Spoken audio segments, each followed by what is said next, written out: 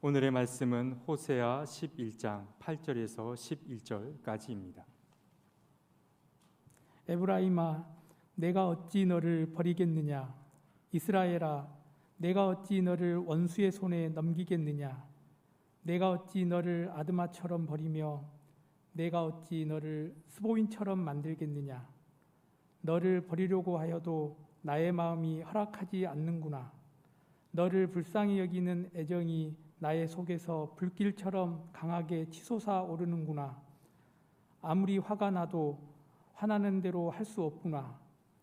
내가 다시는 에브라임을 멸망시키지 않겠다. 나는 하나님이요 사람이 아니다. 나는 너희 가운데 있는 거룩한 하나님이다. 나는 너희를 위협하러 온 것이 아니다. 주님께서 사자처럼 부르짖으신다. 이스라엘 사람들이 주님의 뒤를 따라 진군한다. 주님께서 친히 소리치실 때에 그의 아들 딸들이 서쪽에서 날개치며 빨리 날아올 것이다. 이집트 땅에서 참새 떼처럼 빨리 날아오고 아시리아 땅에서 비둘기처럼 날아올 것이다. 내가 끝내 그들을 고향집으로 돌아오게 하겠다. 나 주의 말이다. 이는 하나님의 말씀입니다. 참 좋으신 우리 주님의 은총과 평강이 교우 여러분 모두와 함께 하시길 빕니다. 계절은 입춘 계절을 맞이하고 있습니다만 정말 언제나 그런 것처럼 이 무렵은 꽤 쌀쌀하게 그렇게 느껴지기도 합니다. 오늘도 영하 11도 이런 추위를 우리가 경험하긴 했습니다. 봄이 오는 것을 시샘하는 추위가 있지만은 그러나 봄은 반드시 올 것임을 믿기에 우리는 소망 중에 봄을 기다리고 있습니다. 꽤 많은 분들이 이 입춘 때가 되면 대문 밖에다가 입춘대길 혹은 건양다경 이런 말들을 적어놓고 한 해의 소망을 그 속에 담아내기도 합니다. 입춘이 되어가지고 큰 길한 일이 내 속에 오기를 바라고 그리고 따뜻한 기운이 일어나면서 경사스러운 일들이 많아지기를 바라는 것이 건양다경 이런 의미일 겁니다. 오랫동안 전통적으로 해왔던 그런 입춘부 가운데 하나이죠. 기독교인들은 어떤 입춘부를 쓰면 좋을까 곰곰이 생각을 해봤습니다. 시편 4편 6절에 나오는 구절이 제게는 떠올랐습니다. 주님 우리에게 큰 복을 내려주십시오. 누가 우리에게 좋은 일을 보게 하여 줄까 하고 불평하는 사람들이 많이 있습니다. 그러나 주님의 환한 얼굴빛을 우리에게 비춰주십시오. 이게 우리의 입춘부가 되면 참 좋을 것 같아요. 주님의 환한 얼굴빛을 우리에게 비춰주십시오. 여러분 모두에게 주님이 환한 얼굴로 대해주시는 복을 주시기를 소망합니다. 세상에 근심 걱정이 없는 사람 아무도 없죠. 누구나 다 저마다의 근심 무게를 짊어지고 삽니다. 아주 행복해 보이는 사람도 가까이 다가가서 보면 굉장히 많은 어려움을 겪고 있기도 합니다. 그렇죠. 저마다 지고 가는 인생의 무게가 아주 무겁습니다. 그 때문에 우리는 뚜벅뚜벅 인생길을 걷다가도 비틀거릴 때가 아주 많이 있습니다. 비틀거리다 길을 잃어버리고 어긋난 길로 갈 때도 있습니다. 이런저런 복잡한 일들이 우리의 마음을 온통 사로잡을 때 우리의 마음은 점점 협소해지고 그래서 주변에 있는 사람들을 친절하게 대하기가 매우 어렵습니다. 내 마음이 활짝 열려야 다른 사람들을 품어 안아줄 텐데 그러지 못할 때가 있습니다. 저 또한 마찬가지입니다. 내 마음이 옹색해졌다고 느낄 때마다 떠오르는 시가 하나 있는데요. 정진규 선생님의 몸시 가운데 하나입니다. 4월이 돼가지고 우리의 산하치천에서 왈큰왈큰 피어나는 진달래꽃을 바라보면서 시인은 그 아름다운 장관의 마음을 빼앗깁니다. 그러다 자기의 마음이 넓어져 있는 것을 경험해요. 그래서 시의 마지막 부분에 그는 이렇게 말합니다. 지금 나 한 산알 잘 열리고 있어. 누구나 오셔. 아름답게 놀다 가시오. 이렇게 말합니다. 여러분 이게 얼마나 좋은지 모르겠어요. 나 한 산알 잘 열리고 있어. 여러분 한 산알 잘 열릴 때 제게도 연락을 좀 주시길 바랍니다. 함께 놀고 싶은데요. 우리의 마음이 이렇게 꽉 닫혀 있을 때 누구나 오셔 아름답게 놀다 가셔 이러기는 참 쉽지 않죠. 누구나 마음이 열려야 다른 사람들에게 너그럽게 됩니다. 근데 가만히 따지고 보면 제 아무리 근엄하고 그리고 당당하게 자기의 인생의 길을 걸어가는 사람처럼 보여도 사람들 속에는 저마다의 여린 구석들이 있고요. 그 여린 구석은 마치 우리 속에 상처 입은 어린아이와 같아서 누군가로부터 위로를 받기를 바라는 마음이 있습니다. 가장 강한 사람도 때때로 누군가가 등을 토닥여주는 손길을 그리워할 때도 있다라고 하는 말입니다. 예수 그리스도의 아름다움, 그 아름다움이 뭘까 생각해 보면 그분이 우리의 죄를 다 짊어지셨다는 데도 있지만은 주님은 세상에 고통받는 사람들의 아픔을 그대로 수용하셨다는 데 있습니다. 상실감에 빠져 있는 사람들, 고독에 빠진 사람들, 때때로 내 마음속에 있는 무거운 것들이 가슴을 바위처럼 짓누르고 있어서 어찌할 바를 모르는 사람들, 그들을 못났다 책망하지 아니하시고 주님은 있는 그대로의 모습으로 받아 안아주셨습니다. 히브리서는 그 놀라운 주님의 사랑을 표현하기 위해 이렇게 말하고 있죠. 그는 자기도 연약함에 휘말려 있으므로 그릇된 길을 가는 무지한 사람들을 너그러이 대하실 수 있었습니다 라고 말합니다. 그도 연약했기에 몸을 가진 존재로서의 연약함이 있었기 때문에 그릇된 길을 가는 모든 사람들의 아픔과 고통을 이해하시고 너그러이 대하실 수 있었다라고 하는 이야기이지요. 바로 이것이 가없는 그리스도의 사랑입니다. 주님의 사랑은 가없는 하나님의 사랑의 반영이기도 합니다. 히브리서는 호세아서는 우리를 향하신 하나님의 사랑이 얼마나 놀라운 것인지를 보여주는 이미지로 가득 차 있습니다. 호세아가 예언 활동을 했던 때는 이스라엘의 여로보암 2세가 왕으로 있던 때입니다. 여로보암 2세는 성경에서 긍정적인 평가를 받는 사람은 아니지만은 객관적으로 보자고 한다면은 나라를 굉장히 부강하게 만든 사람입니다. 다시 얘기하면 여로보암 2세 시대야말로 이스라엘의 전성기라고 얘기할 수 있었습니다. 경제적인 번영기였다는 얘기입니다. 그러나 어느 시대나 번영의 이면에는 어두운 그림자가 드리워진다는 사실을 우리는 잘 압니다. 부자들은 점점 부자가 되고 가난한 사람들은 더욱더 나락으로 떨어지는 것이 번영의 이면이기도 합니다. 부유할 때 사람들의 마음이 따뜻해지는 게 아닌 것 같습니다. 부유하면 부유할수록 더욱더 큰 욕망이 그들을 사로잡습니다. 돈에 대한 애착이 커질수록 형제애는 사라지고 그리고 하나님을 경외하는 마음도 사라지게 되어 있습니다. 이것은 몇 천 년이 지나도 지금도 변함없는 진실인 것 같습니다. 풍요로움에 집착하는 그 마음에는 하나님 안 계십니다. 그 이웃들을 품을 수 있을 만한 마음의 여백도 우리에겐 없습니다.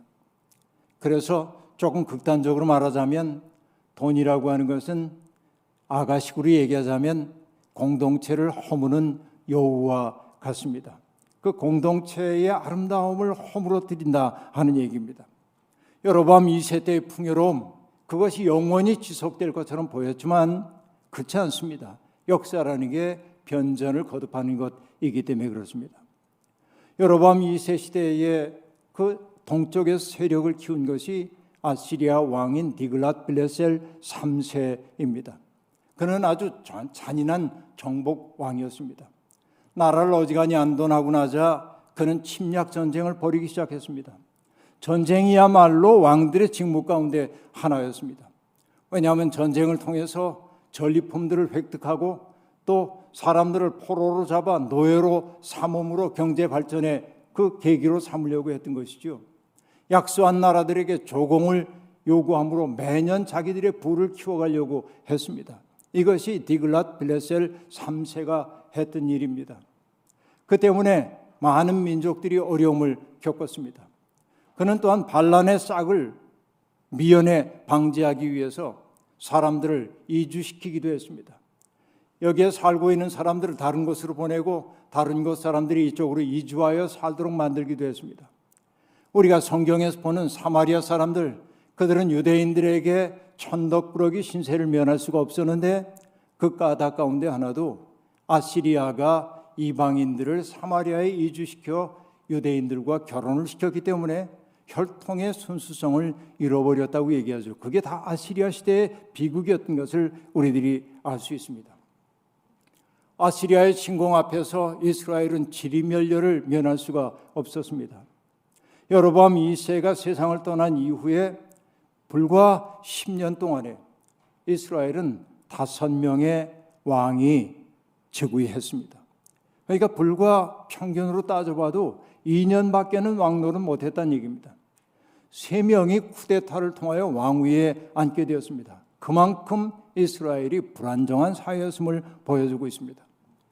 호세아는 자기 시대의 혼란이 하나님의 무능 때문이 아니라 인간들의 그릇된 권력욕 때문임을 알아보았습니다.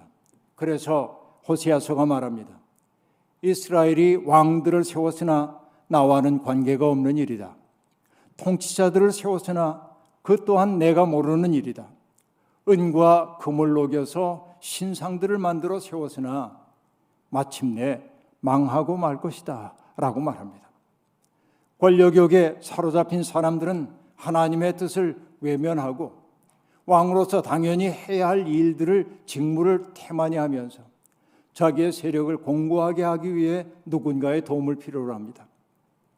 부당한 방법으로 왕이 되었던 사람들은 자기의 왕위를 확고하게 하기 위해 외세에 의존하기 시작했습니다. 어떤 이는 애굽을 등에 업고 권좌에 오르려고 했고 어떤 이들은 아시리아를 등에 업고 자기의 권좌를 튼튼하게 하려고 했습니다. 그 현실을 바라보며 호세아는 이렇게 말합니다. 에브라임은 줏대없는 어리석고 줏대없는 비둘기이다. 이집트를 보고 도와달라고 호소하더니 어느새 아시리아에게 달려간다. 이렇게 말합니다. 여러분 여기에 갑자기 애꿎은 비둘기 이야기가 나옵니다. 비둘기 어리석고 줏대가 없다고 얘기를 하고 있습니다. 그러나 여러분 고대의 사람들 사이에 구전되던 기독교의 자연 상징을 수집해 놓은 책인 피지올로고스라고 하는 책이 있습니다. 이것은 자연 상징 사전입니다.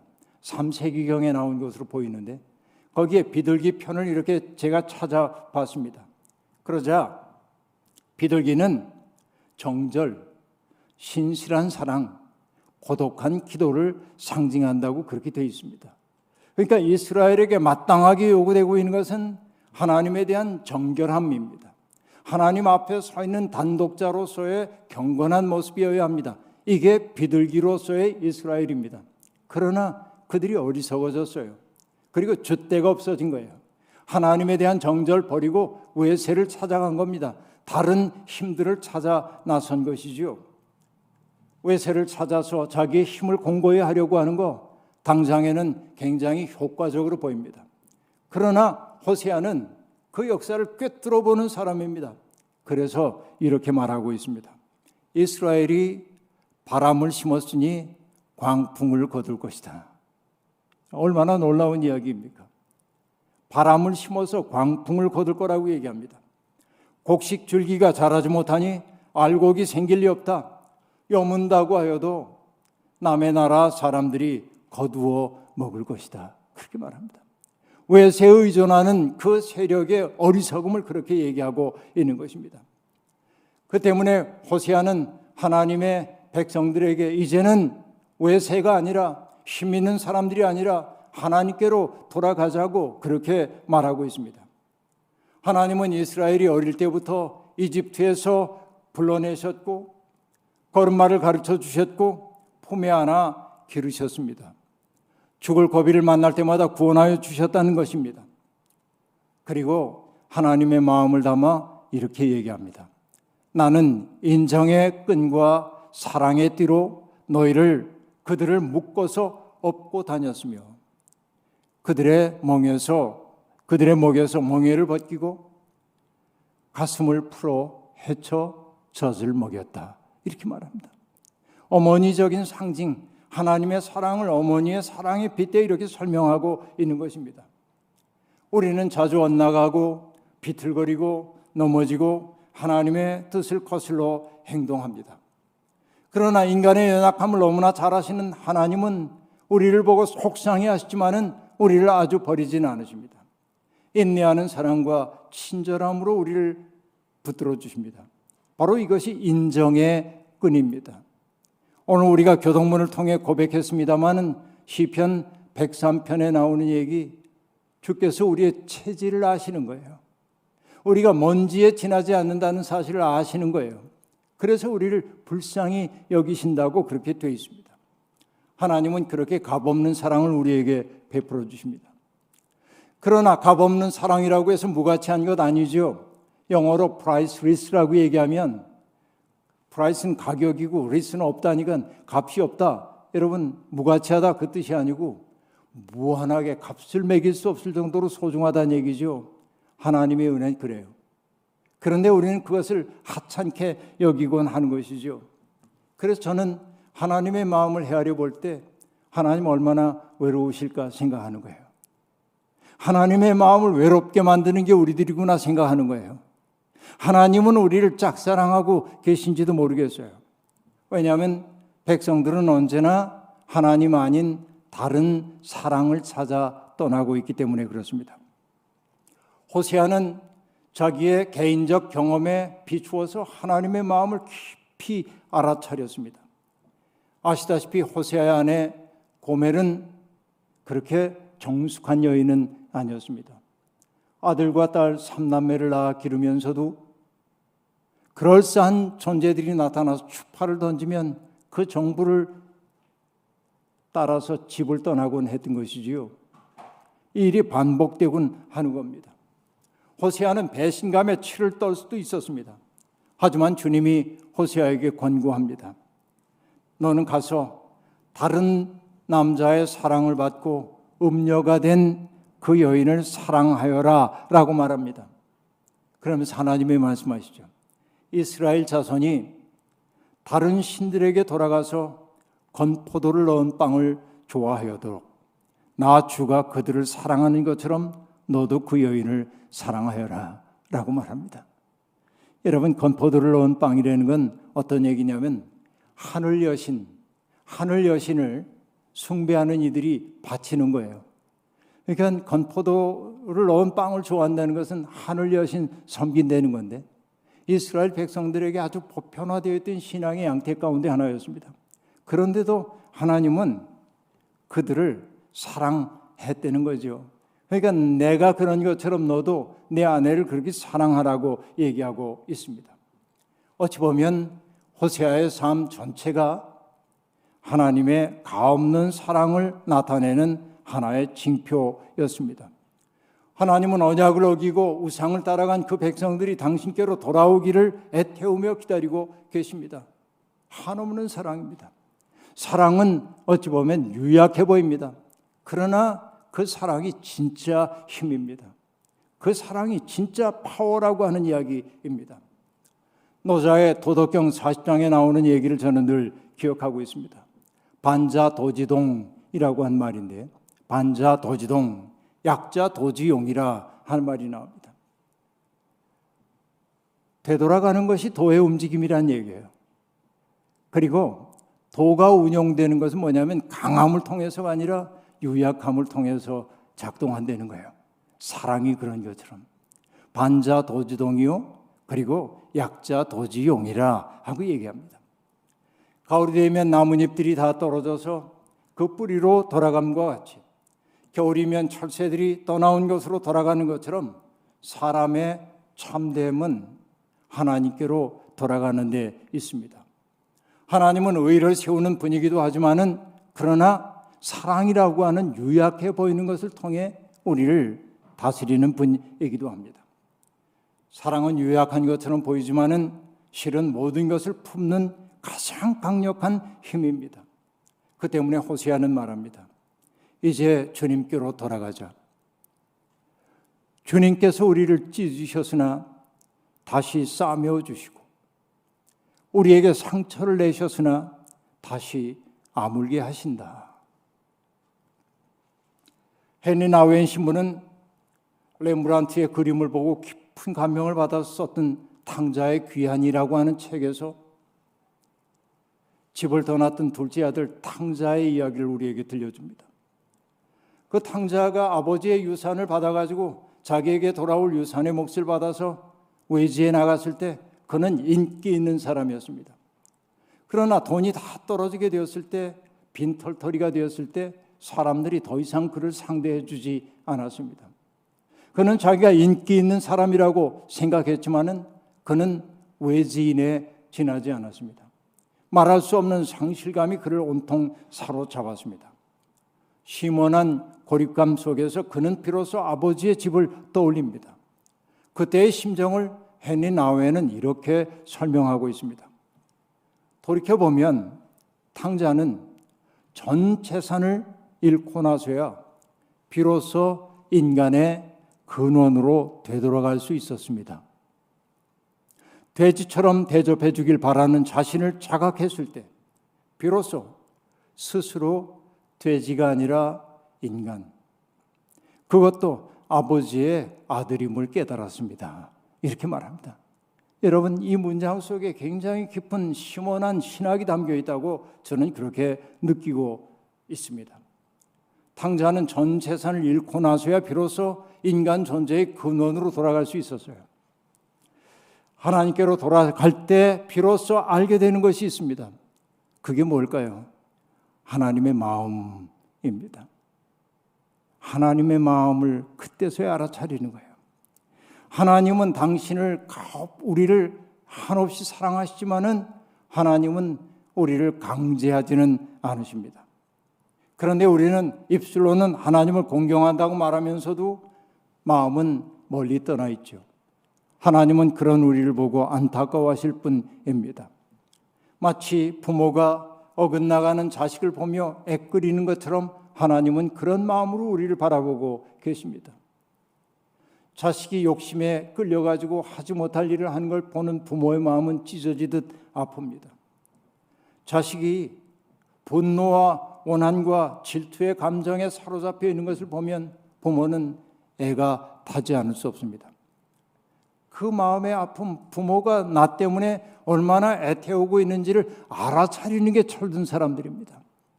여러분, 철들기란 얼마나 어렵습니까? 신앙도 똑같습니다. 하나님의 마음을 알아차릴 수 있어야 합니다. 하나님의 마음 말이죠. 여러분, 가난한 사람을 조롱하는 것은 그를 지으신 분을 모독하는 것이라고 잠언의 지혜자는 말한 바 있습니다. 우리가 사람들을 함부로 대할 때 하나님은 누구보다 안타까워하십니다. 내가 이웃에게 냉소를 보이고 조롱하고 혐오하고 무시하고 함부로 대하는 것을 볼 때 하나님은 누구보다 아파하십니다. 이 마음을 우리가 알아야 합니다. 하나님의 마음 아픔을 안다고 한다면 우리 차마 그럴 수 없는 것입니다. 호세아는 그래서 피를 토하는 것처럼 얘기합니다. 우리가 주님을 알자. 우리가 주님을 좀 알자라고 얘기합니다. 주님을 알자. 이게 여러분 내 엘로힘으로 되어 있습니다. 주님을 알자라고 얘기해요. 이 개념이 매우 중요합니다. 히브리어 다앗 혹은 넷이라고 하는 말은 인정, 알아차림, 지식을 뜻하는 말입니다. 그렇죠? 순간순간 하나님의 마음을 알아차리지 못한다면 우리가 신앙생활의 연수 자랑하는 게 무슨 소용이 있겠습니까? 일평생 교회를 다녀도 하나님의 마음 알아차리지 못하는 이들이 많이 있습니다. 불쌍한 존재들입니다. 교회 생활에는 익숙하지만은 그러나 하나님의 마음 헤아리지 못해서 하나님의 마음 여전히 아프게 하는 이들이 얼마나 많은지 모릅니다. 저는 종종 불초신자라는 말을 하곤 하지요. 불초는 부모님의 덕성을 담지 못한 자식을 이루는 말입니다. 하나님을 믿는다 하면서도 우리의 마음씀이 하나님 닮지 못하고 예수님을 믿는다 하면서도 따른다 하면서도 예수님의 삶과 무관한 삶을 살고 있다고 한다면 우리가 바로 불초신자가 아니고 무엇이겠습니까? 우리의 마음씀이, 우리의 행동이, 우리의 고백을 배신할 때가 얼마나 많은지요. 그러나 그런데도 하나님은 우리를 버리지 않으십니다. 호세아는 그 마음을 살펴 이렇게 얘기합니다. 너를 버리려고 하여도 나의 마음이 허락하지 않는구나. 너를 불쌍히 여기는 애정이 나의 속에서 불길처럼 강하게 치솟아오르는구나. 이렇게 말합니다.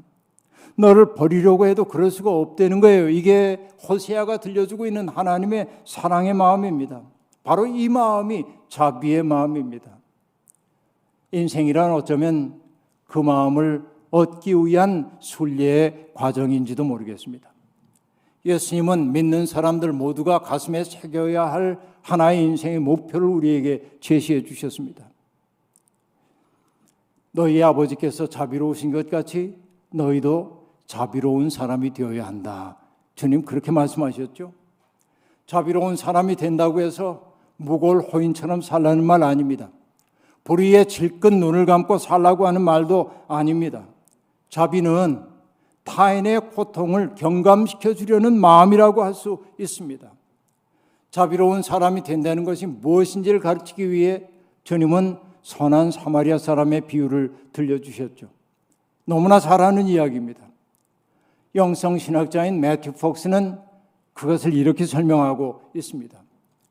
자비를 정의하기 위해 예수는 가까이 다가가서 기름을 바르고 상처를 싸매고 자기의 짐승에 태우고 여관으로 데리고 가서 돌보아 주는 것과 같은 행위를 포함한 이야기 전체를 들려줄 수밖에 없었다. 이렇게 말합니다. 자비, 그것은 무엇입니까? 내가 수고하는 거예요. 사랑의 수고를 다하는 것이에요. 자비는 그런 의미에서 정적인 개념이 아니라 역동적인 실천이어야만 합니다. 주님은 우리를 끝없이 그 세계로 부르고 있어요. 함께 가자는 거예요. 오늘 본문의 10절과 11절은 사자처럼 부르짖으시는 주님의 뒤를 따라 그의 백성들이 행진하는 모습을 보여주고 있습니다.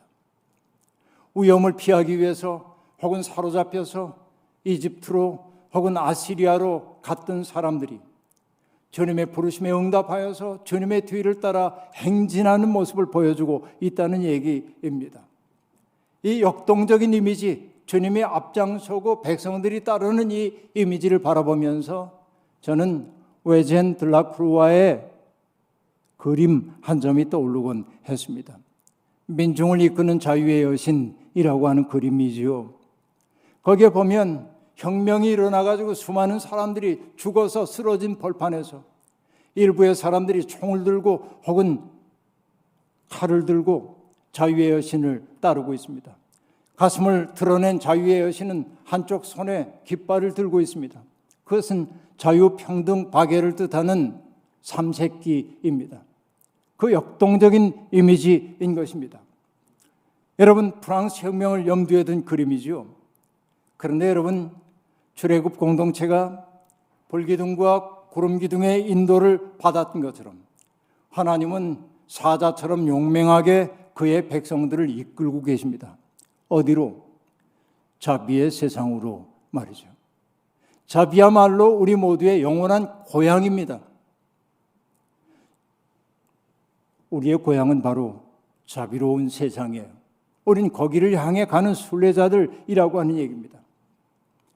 지금 시련의 시간을 가까스로 견디는 분들도 계시지요. 하나님께 잊혀진 것처럼 쓸쓸함 속에 사로잡힌 분들도 계시지요. 그러나 여러분 잊지 마십시오. 내가 너를 어찌 버리겠느냐? 내가 너를 어찌 버리겠느냐? 여러분, 지금 비록 우리가 사망의 음침한 골짜기를 거닌다 할지라도 주님은 우리를 차마 버리실 수가 없어서 우리와 동행하시고 우리를 자비의 세상으로 이끌고 계십니다. 여러분, 사망의 음침한 골짜기를 거닌다 할지라도 우리가 바라봐야 할 세상은 우리의 영원한 고향인 자비의 세상입니다. 참된 존재가 되는 세상 말입니다. 삶이 아무리 힘겹더라도 자비를 향한 여정을 계속하십시오. 입춘 계절, 하나님의 자유로운 사랑의 바람이 그리고 하나님의 은총의 햇살이 여러분에게 환히 비추어져서 고통 속에서도 하나님을 찬미하고 이웃들을 복되게 하는 삶을 사시기를 주님의 이름으로 축원합니다. 아멘. 주신 말씀 기억하며 거듭의 기도 드리겠습니다. 하나님, 우리는 행복을 구하는 사람들입니다. 행복이 저만치 해서 손짓하여 부르는 것 같아 그 길로 호위호위 달려가다 보니 점점 우리의 마음속에 어둠이 깃들고 빛으로부터 멀어지고 있음을 경험하곤 합니다.